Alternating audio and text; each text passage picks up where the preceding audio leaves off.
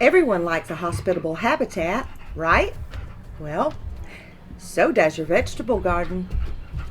One of the most important aspects of the companion planting theory is drawing in the beneficial insects, but even more importantly, keeping them there.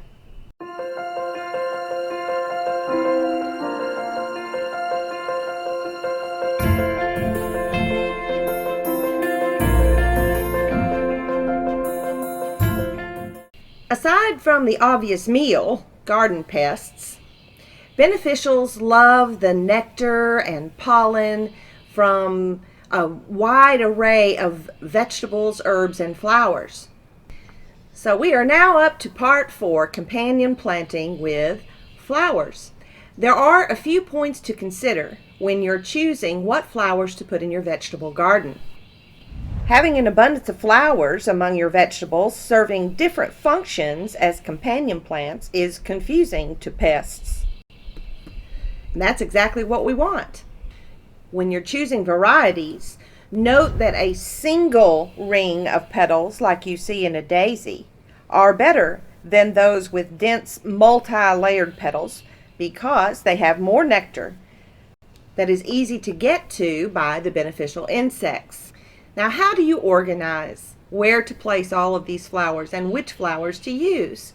Well, let's consider organizing the flowers by their bloom time, ensuring that you will have companions flowering throughout the vegetable growing seasons. Adding flowers that serve as trap crops as one of their companion functions is a great benefit. Placement of a trap crop is important to understand too. For some insects, it's sufficient enough to plant a border around your garden or even in a container nearby a certain vegetable. But for other pests that are more determined, you might need to interplant the companion plant right with the vegetable. Interplanting a flower that a particular pest enjoys is going to draw them off that main crop. Aphids, for example, love nasturtiums and calendula. So interplanting one little plant of calendula or a nasturtium in with, say, broccoli that aphids love will help to protect the broccoli. The goal here is to save our vegetables. So when a trap crop is overrun or with an infestation of a certain pest, you can simply remove it, or if it's just on localized stems, you can simply thin it out and discard the infestation. There are many flowers that can serve as companions in the vegetable garden, but I have narrowed it down to 18 annuals and perennials that I feel are easy to grow and are the most beneficial to your vegetable garden. I felt like the best place to start was to compile a list in chart form of the 18 flowers, going through and checking off a few things. Organizing first by bloom time. We want to have blooms going all season long. So I've got that organized by early, middle, and late bloom times throughout the spring, summer season. Next, I have it listed by the size, the height, and the width of the plants.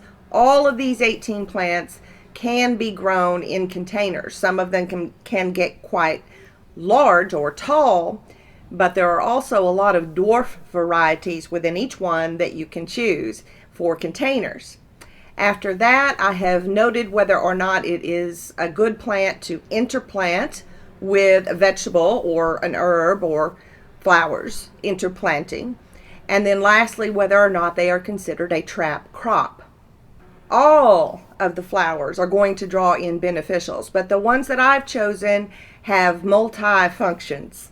Now, before we move on, I just want to say in this video, I'm just going to cover really quickly all 18 flowers. If you will go to my blog, farmerbrownsparadise.com, you can find the article, Companion Planting Part 4, Using Flowers. I will have the link in the description box below in the video for you to easily access it.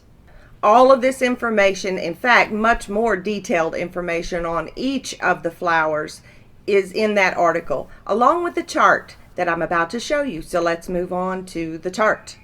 As you can see here, I have flower type, the bloom time, early, middle, late, the height and the spread, the intercrop, and the trap crop. So let's jump right in. We're going to go through these quickly.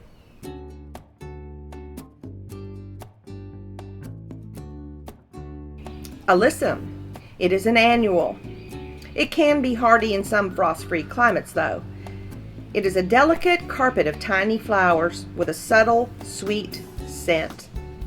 The low-growing foliage is covered by flowers for much of the growing season. Sweet alyssum is a very good choice for a low-growing plant all by itself in the container, but especially to add intermixed around the edges of a container. Most varieties of alyssum are going to fade in the heat, but it definitely will bloom early summer and then pick up again when it cools down in the fall. Astrantia is a perennial. This hardy wild plant is usually grown in cottage gardens.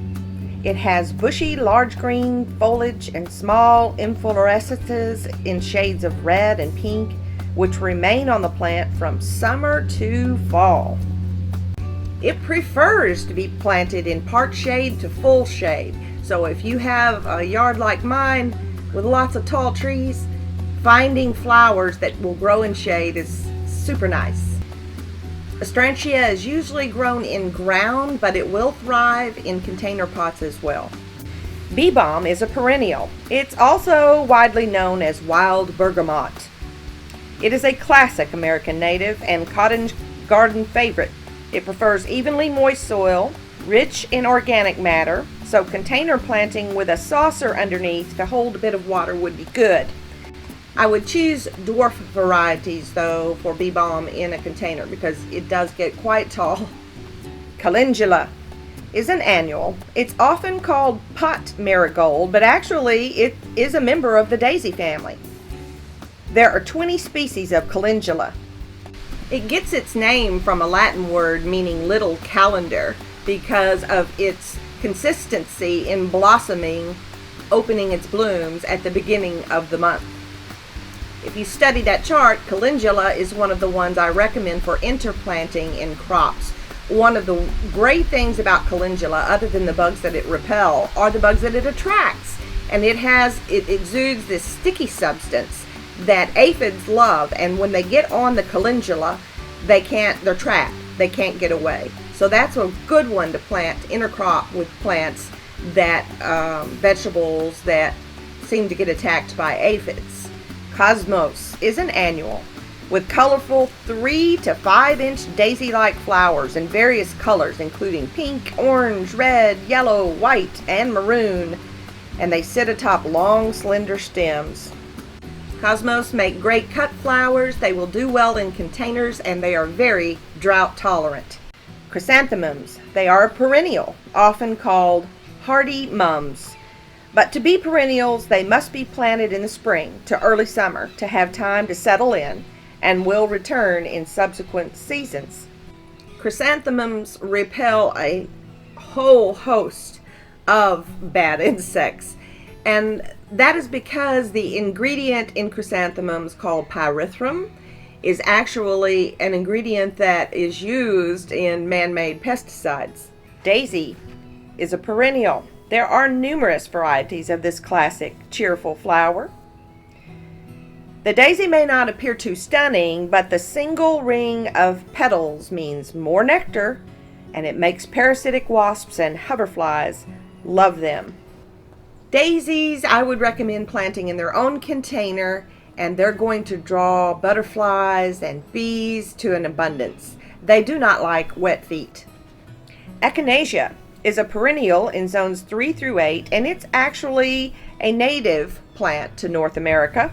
It's commonly known as coneflower, which comes from its cone-shaped central disc that stands out prominently among the single layer of slightly reflexed or droopy petals. Echinacea is another one that can get quite large, as you can see in the pictures, but it's a good candidate for container growing if you get the dwarf varieties. And again, Echinacea does not like wet feet. Geraniums. Well, in my parts, geraniums are an annual, but they're a perennial in zones 10 and 11. They're very adaptable, being planted either in the garden or in containers, and they're very popular, as everyone knows, because of their bright and sometimes fragrant flowers. But they bring with them the extra bonus of being an exceptionally good companion plant. A couple of quick benefits. Geranium's odor deters a lot of different pests, aphids, beetles, different kinds of beetles. But one of the most interesting things I found out about geraniums is that they're actually a trap crop for Japanese beetles when we have a problem with Japanese beetles here. But it's only a temporary trap. You see, the Japanese beetles, they love the geraniums. They get in there and they start feeding. Well, when they do, it paralyzes them for a whole day, for 24 hours. So I always plant geraniums. The Japanese beetles always get on them, and early in the morning I will go out when they're rolled over on their back still inside the geraniums and pick them off and put them in soapy water. Marigolds are an annual, probably the most well-known plant for repelling insects. There are many claims, though, about marigolds and their benefit to the vegetable gardens. However, a little more detailed information might be beneficial here.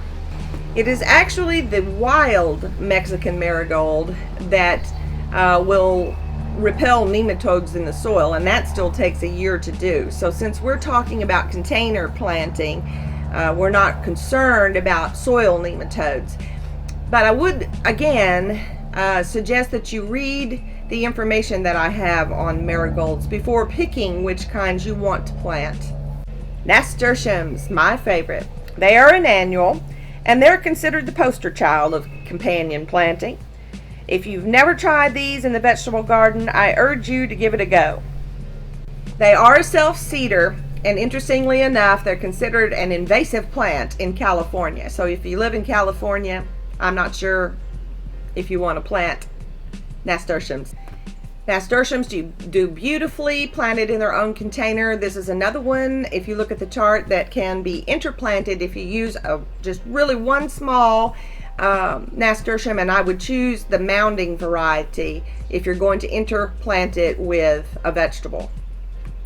Nasturtiums release a chemical that repels predaceous insects, not only protecting the plant itself, but whatever it's planted around. It's said that nasturtiums repel whiteflies, squash bugs, that's terrific, spiders, mini beetles, and cabbage loopers. And as I mentioned earlier in the intro, they are also a trap crop for aphids. Penstemons are a beautiful perennial. There are newer varieties now that are shorter and will flower the first year, which are perfect for container planting. Penstemons are one of those flowers that don't usually bloom the first year. It takes the second year for that to happen. So if you decide to plant penstemons, look for the dwarf varieties that will bloom the first year. Petunias are an annual, however they're a perennial in zones 9 through 11. We know petunias are nature's version of a pesticide. Some varieties of petunias are more suited for container growing, and they do not like wet feet. Other than just repelling a host of insects, petunias are said to enhance the growth of many vegetables, such as your tomatoes and your beans and peppers and brassicas. So intercropping petunias, again, using only one plant, one small, lower growing petunia, in with those certain vegetables that it will help, would be an option. Phacelia is a perennial if you leave it to reseed, and it does overwinter well. It's one of the earliest bloomers in your garden. Expect Phacelia to be abuzz with bumblebees in early spring. Poached eggplant is an annual, but a perennial if you leave it to reseed. Its name comes from the flower, a bright yellow, low center surrounded with white petals, which looks like a poached egg. Poached eggplant can be planted in its own container, or it could be mixed in with other herbs and flowers. It likes moist soil. I especially like poached eggplant because it is a low grower, and it creates this beautiful mat that's just covered in blooms. And if you look back at that chart, you'll notice that poached eggplant is going to bloom a good bit of your season for you. It will start midsummer and go through late summer to fall. Next up, sweet peas. There are actually two types, the annual and the everlasting perennial varieties that are much less fragrant. Sweet peas are one of the most popular cottage garden flowers and are great as cut flowers. In fact, the more you cut, the more you get with sweet peas. They are an early bloomer in early spring, and they will continue to bloom until the heat takes them out. Sweet peas are climbers, so they need some sort of support, trellis, arch, something to climb up, and you can help it climb as it goes. It can be planted in the ground or it can be planted in a container, as long as you add something to that container in which it can climb. And the sunflowers. They are annuals. Sunflowers say summer like no other plant. Sunflowers, though, do not like overly wet soil. We all love sunflowers, and one of the beautiful things about them is they will bloom all summer long. And lastly, zinnias. Zinnias are an annual, and they're super easy to grow and make a massive burst of color in your garden. They do not like overly wet soil, and actually you should really start zinnias in your garden wherever you're going to plant them. Sow them directly because they do not transplant well, even from nursery pots. When you go to the nursery and buy a zinnia, have you ever brought one home and planted it and it just didn't thrive? Well, that's why. They're very, very fussy roots. So sow them in place. They grow easily, they germinate quickly, and you'll have a beautiful bouquet of bright colors. As Ralph Waldo Emerson said, "Earth laughs in flowers."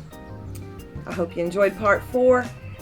Come back and join us for part 5, where I put the whole thing together and show you exactly what I'm planting in our 4 garden beds, where I'm planting it, what I'm planting it next to, whys of it all.